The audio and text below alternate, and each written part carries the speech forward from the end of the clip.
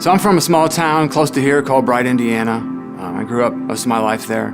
The one traumatic event I can remember identifying with when I was younger was my parents getting divorced. And after that, the family split. I was a pretty rebellious kid, you could never ground me or punish me.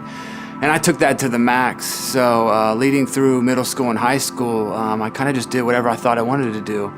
With lack of supervision, I was able to, with the family split, I was able to kind of do whatever I wanted. And that escalated from drinking, smoking, etc. I experimented with a lot of different pills and drugs in high school.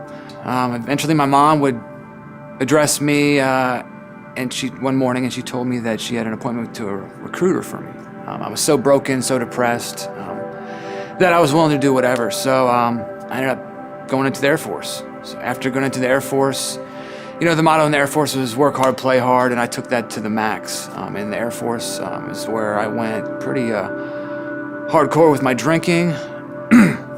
After a few years, I was kicked out of the military due to a drinking incident. Eventually, I would dabble into heroin and other opiates, and I was caught in that cycle to where I was shooting heroin, lost jobs, and I became very sick.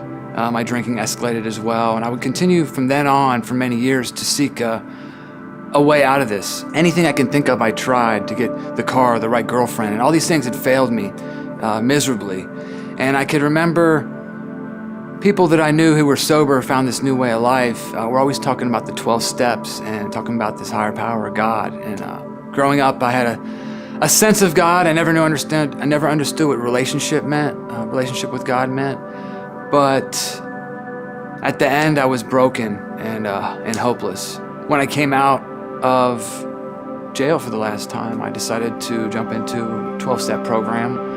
Like a Celebrate Recovery or AA or NA, a lot of these programs incorporate the 12 steps, and I had exhausted all other avenues. So when I came out of jail, I went to recovery housing on the west side of Cincinnati, and in there is where I started my journey with God. So I got plugged into recovery meetings, my church, I became to be of service, looking for volunteer options. I did the 12 steps, got a sponsor, and my life just started to come back together. So since then, I've kind of been on a mission to seek these individuals out through different areas like the psych ward, jails, treatment centers, detoxes, and just provide housing just to try to bridge that gap. My experience has shown me that there's a lot of people there trying to get sober that have burned all bridges, that just need a little kick to get into some recovery housing and get plugged into a community. There's one recently who I've been working with, who we got into recovery housing, and he's got into our small group, our church small group, and it's a group of guys that are just pouring into this guy, and so he's in a recovery house where he's doing recovery, and then he's part of the church small group where all these men are pouring into him, and it's pretty miraculous seeing God work in this guy's life.